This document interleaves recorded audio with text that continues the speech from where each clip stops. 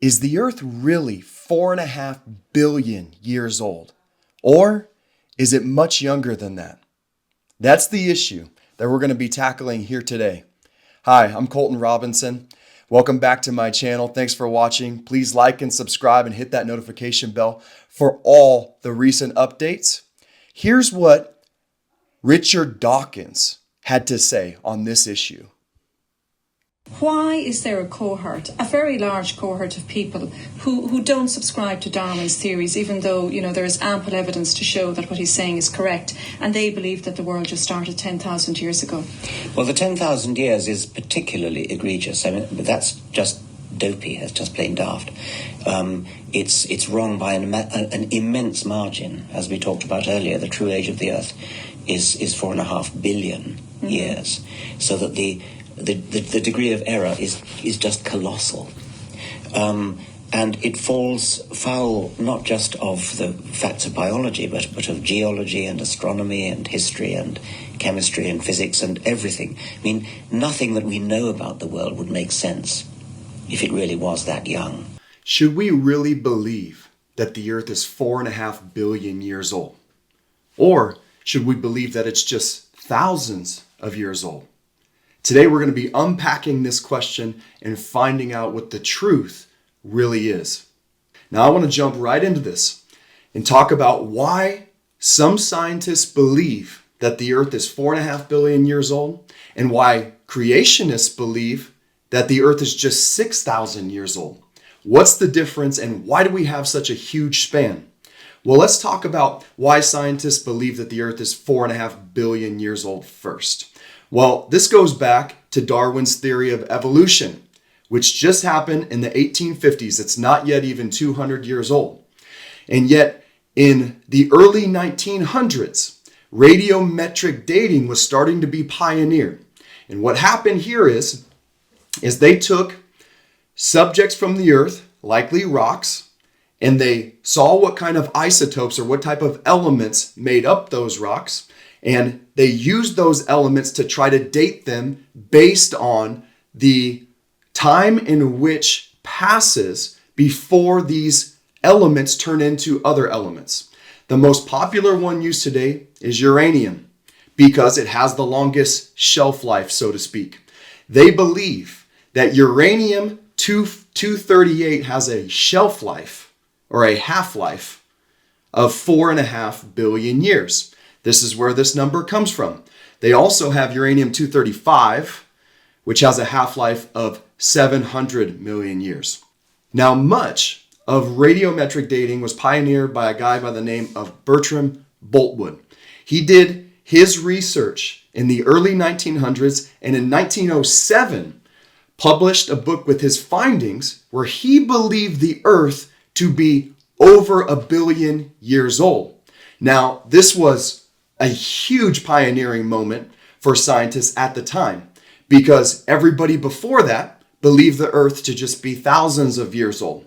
Why? Because that's what the Bible says. And many historians, even secular historians, use the Bible today to figure out what history was because it's the only book of its kind that actually wrote down history. But what Bertram did is he pioneered this new way to try to figure out how old the Earth was. And this is basically where he took rocks and split them apart and figured out which elements were in those rocks and used namely uranium to figure out how old it was. Now, the way that he did that was he took uranium and saw that in many of the pieces of rock that he used, it was alongside of lead. And so he theorized that over time, uranium turned into lead.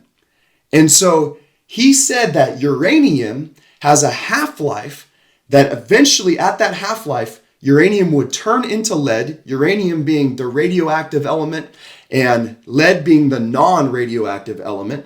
So uranium over time would turn into lead, and that would tell you how old things were just by looking at how many pieces of lead, how many isotopes of lead there were compared to how many isotopes of uranium there were.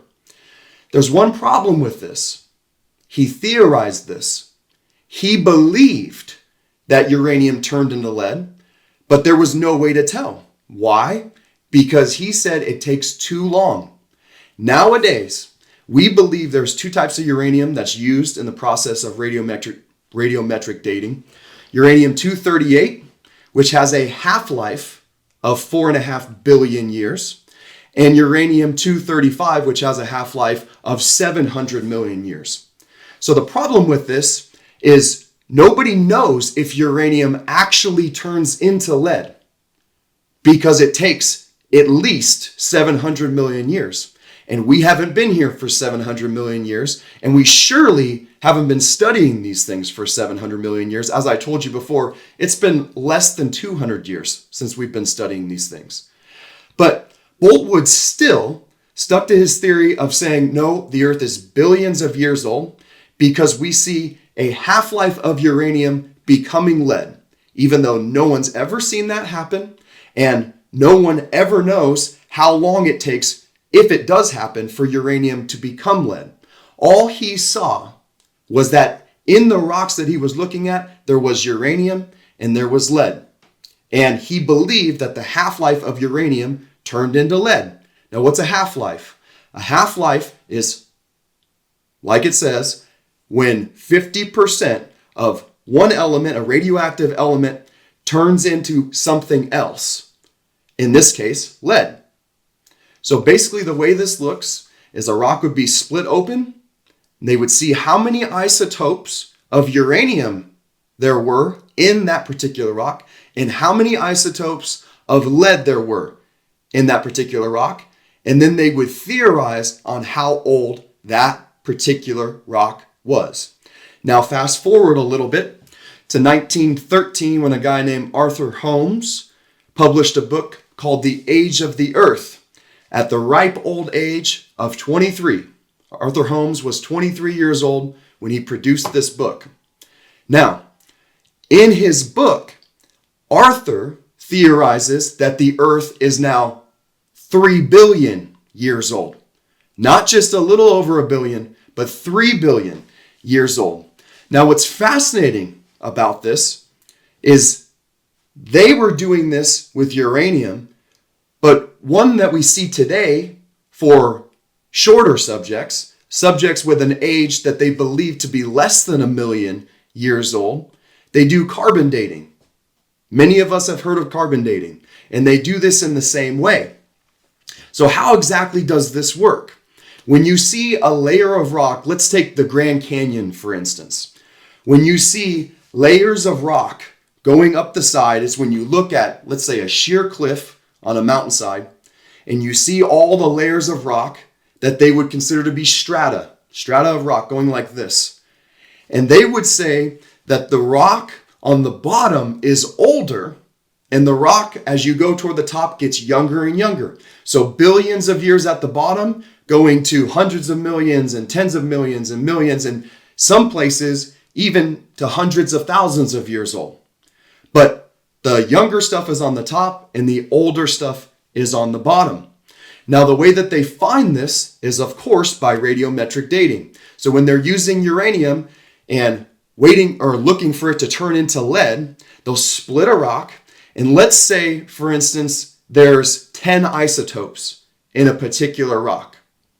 If 5 of them are uranium and the other 5 of them are lead, then they would say that that rock has reached its half-life of the uranium that's in it, meaning that half of the radioactivity within that layer of rock is gone, half of the uranium is gone, that half has turned into lead, which means one of two things. If it's uranium-238, that rock is 4.5 billion years old. If it's uranium-235, that rock is 700 million years old. That's it. It's the amount of isotopes and what they are within a certain rock. But as you can see, there's some issues with this. Number one, no one's ever seen uranium turn into lead because apparently it takes way too long. And no one knows if it does that or how long it takes. So how did they figure out how long it takes and if it happens? They guessed. They guessed. It's a theory. Just like Darwin's theory of evolution, it's not a fact. It's a theory. It can't be proven. No one has ever seen a certain type of animal produce another type of animal. It doesn't happen. And we don't see what they would call an animal like an animal that's in between. One animal that's turning into another type of animal. You don't see those types of things. The other huge issue with this theory and radiometric dating as a whole is that it forces a person who says that radiometric dating is accurate, it forces him to be a uniformitarianist. What a uniformitarianist is a person that says that over a long period of time, things have continued to be the same way over and over and over again, and that things have evolved slowly over a long period of time with nothing changing. No natural disasters, no explosions, nothing happening like that. No catastrophic events whatsoever. The problem with that is we know that catastrophic events happen. We just saw 2 hurricanes hit the the southeast of America just a few weeks ago. And we know that volcanic eruptions happen, and we know that all types of natural disasters happen. So how could a person say that nothing changes over billions of years old and things continue to be the same? All the atmospheric pressures and all that stuff remains the same. You can't say that. So how can a person believe that over 4.5 billion years, things would remain the same and everything would line up just like it does? I think those people are spending too much time in a lab, too much time theorizing instead of seeing how the real world actually is. So when I present these things to you, I'm presenting them to you because the theory of evolution and radiometric dating has a level of faith that has to be taken. And when a guy like Richard Dawkins says that it's only religion that requires faith and science requires no faith at all because it's only based on facts, well, he obviously doesn't know what the facts are, because there's no facts in radiometric dating, which means there's no facts in telling how old the Earth is, and there's really no facts in evolution either, because it's still just a theory. So this is what one person thinks in his mind and gets a bunch of other people to think it as well, and then gets money from those other people to be able to do more research on it. And all the while, there's no facts, it's just faith. I don't know about you, but that sounds like a religion to me. So evolution isn't just based on science. No, evolution is a religion. And I'll prove it to you.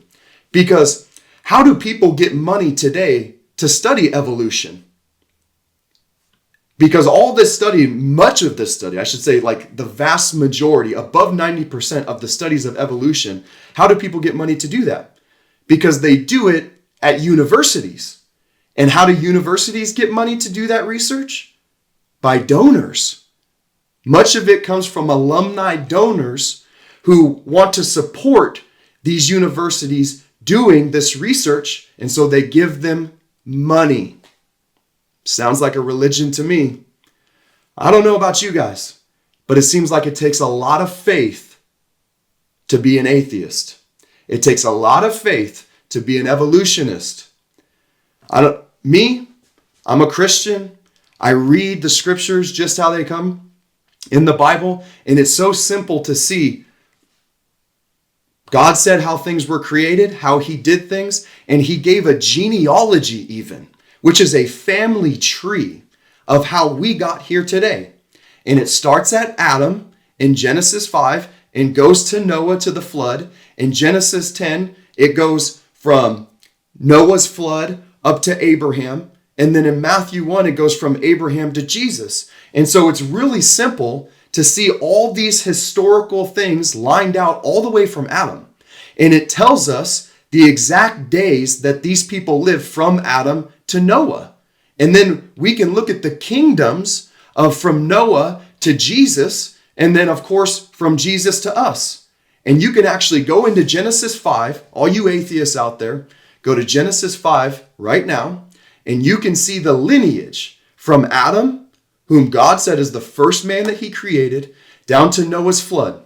And if you do the math, you will see that that was 1,656 years.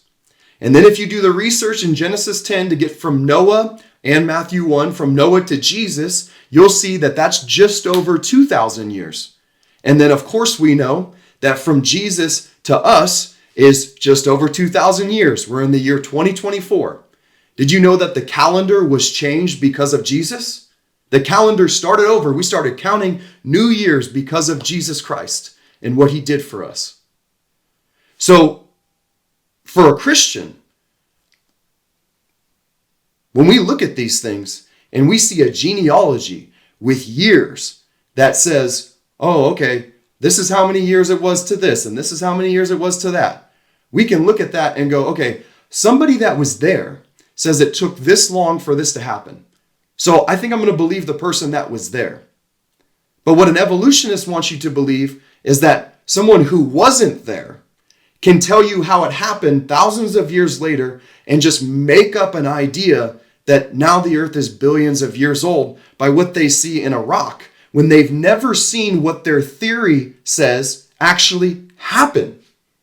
In fact, Mount St. Helens blew up, the volcano erupted in the 1980s. And guess what scientists did? After it all cooled down, about 30 years later, they go and pick up those rocks and they did radioactive dating on them. And they found some of those rocks to be over 300 million years old. How could that be when it just erupted and that lava came out fresh just 30 years before? You see, there has never been anything of known age that has been correctly radioactively dated. There has never been anything of known age that's been correctly dated. And so if we can't trust this radioactive dating on things of known age, then how can we trust it on things of unknown age? So it takes a lot of faith for a guy like Richard Dawkins to say, oh no, we know 100% that the earth is 4.5 billion years old. And I've even seen him say in another video that if you say it's less than 4.5 billion years old, it's like saying that the distance between California and New York is something way shorter. Well, obviously, we know measurement is measurement. And we can see from this video and everything that I presented to you that the way that they measure time and how old something is not accurate. There's no way it can be accurate. So those things are completely different. You have to just look at the facts. And when it comes to a court of law, what the facts are from the witnesses, the people that were actually there. And the only book that has people saying things that were actually there is the Bible. All these other things are just theorized. They're just made up because the people weren't actually there and couldn't see it happen.